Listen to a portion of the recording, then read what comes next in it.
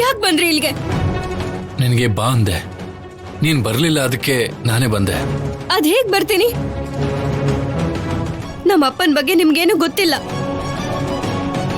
ನಡೆದಿದ್ದೆಲ್ಲ ಅವ್ರಿಗೆ ಗೊತ್ತಾದ್ರೆ ನನ್ನನ್ನು ಸಾಯಿಸ್ಬಿಡ್ತಾರೆ. ಗೊತ್ತು,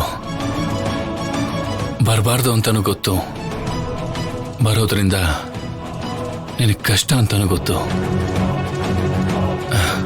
ಆದ್ರೆ ನಾನೇನು ಅಂತ ನಿನ್ಗೆ ಗೊತ್ತಾಗ್ಬೇಕು ಅಂದ್ರೆ ನಿನಗೆ ಹೇಳ್ಬೇಕು ಅಲ್ವಾ?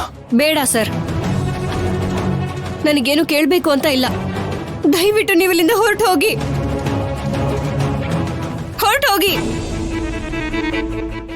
ನಾನು ಹೇಳ್ಬೇಕು ಅಂದ್ಕೊಂಡ್ರನ್ನ ಹೇಳಿ ಹೋಗ್ತೀನಿ. ಹೇಳೋದಕ್ಕೆ ಏನಿದೆ ಸರ್? ಹೇಳಾಗೋಯ್ತಲ್ಲ, ನಟಿಸ್ದೆ ಅಂತ. ನಿನ್ನ ಒಳ್ಳೇದಕ್ಕೇನೆ ನಿಜ ಹೇಳಿದೆ ರಾಜಲಕ್ಷ್ಮಿ. ನೀನು ಓದಿದ ಲೆಟರ್ ಮಾತ್ರ ನಾನ್ ಬರ್ದಿದ್ದಲ್ಲ, ಹಾಗ ನಾನು ಬರ್ದಿಲ್ಲ. ಮತ್ತೆ ಈಗ ಆ ಲೆಟರ್ ಬಗ್ಗೆ ಯಾಕೆ ಹೇಳಿ? ನೀವ್ ಬರ್ದಿದ್ರು ಬರೀದೇ ಹೋದ್ರು ನಿಮ್ ಮನ್ಸಲ್ಲಿ ಪ್ರೀತಿ ಇಲ್ಲ ಅಂತ ಹೇಳಾಯ್ತಲ್ಲ. ಇನ್ಯಾಕ್ ನೀವ್ ಬಾ ಅಂತ ಕರೆಯೋದು ಅಥವಾ ಇಲ್ಲಿಗೆ ಬರೋದು? ಬೇಡ ಸರ್, ನೀವೇನ್ ಬರ್ದಿದಿರೋ ಆ ಲೆಟರ್ನ ಯಾರು ಬರೆದ್ರೋ ಇವಾಗ ಅದೆಲ್ಲ ಯಾಕೆ?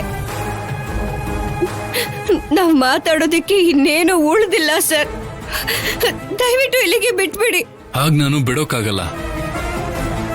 ಆ ಲೆಟರ್ನ ಬದಲಾಯಿಸಿ ಬರ್ದಿರೋರ್ನ ಸುಮ್ನೆ ಬಿಡೋದಿಲ್ಲ. ಬೇಡ ಸರ್, ಇವಾಗ ಅದನ್ನೆಲ್ಲ ತಿಳ್ಕೊಳ್ಳೋದ್ರಿಂದ ಪ್ರಯೋಜನ ಏನಿದೆ? ಪ್ರೀತಿಸೋ ಹಾಗೆ ನಟಿಸಿದ್ದೀರಾ ನೀವು.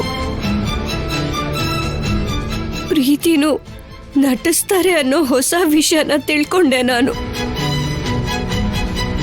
ಅದಕ್ಕೆ ನನ್ನ ಮನಸ್ಸಿಂದ ಮಾತ್ರ ಅಲ್ಲ, ನನ್ನ ಜೀವನದಿಂದಾನೇ ಪ್ರೀತಿ ಅನ್ನೋ ವಿಷಯನ ತೆಗ್ದೆ. ನೀವ್ ಹೀಗ್ ಮನೆಗೆ ಬಂದು ತೊಂದ್ರೆಗೆ ಸಿಕ್ಕಾಕೊಂಡು ನನಗೂ ತೊಂದ್ರೆ ಕೊಡಬೇಡಿ.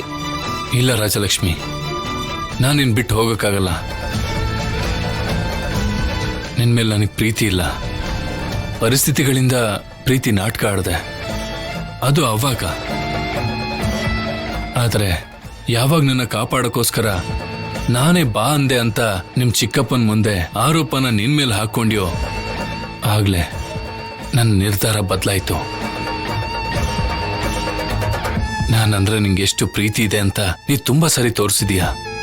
ಆದ್ರೆ ನನ್ನ ಜೀವನದಲ್ಲಿ ನಡೆದಿರೋ ಒಂದು ಘಟನೆ ಸರ್